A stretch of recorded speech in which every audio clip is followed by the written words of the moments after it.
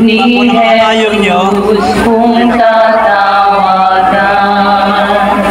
Ito na pasubasok siya sa bigat na nasa katawan, damit ikit na sa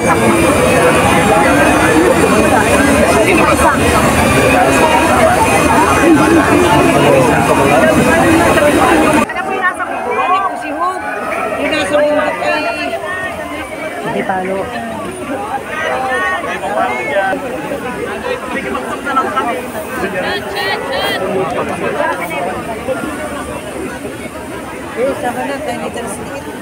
Ito.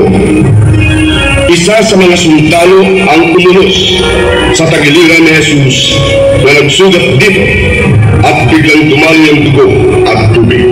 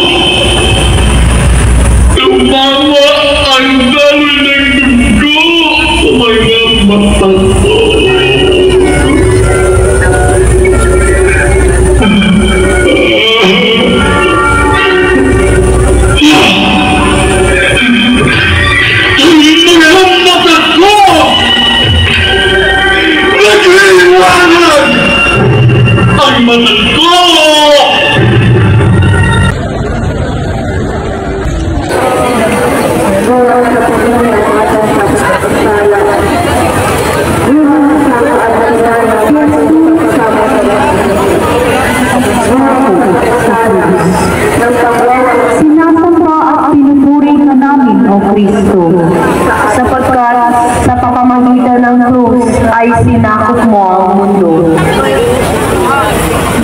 Winika noon, Jesus, walang pag-ibig na dadakila pa, kaya lang ihandog ang sariling buhay, alang-alang sa kapwa. Pinatunayan niya ngayon ang sinabi niya noon. Namatay si Jesus upang ibalik sa atin ang buhay na walang hanggan. Taglay ang karangalan bilang mga anak ng Diyos.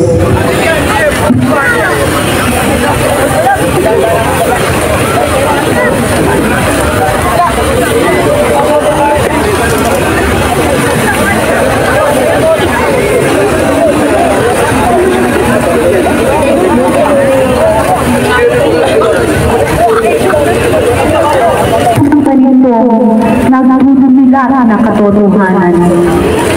Sa iyong pagkamatay ngayon, turuan mo kami mamatay sa aming sarili.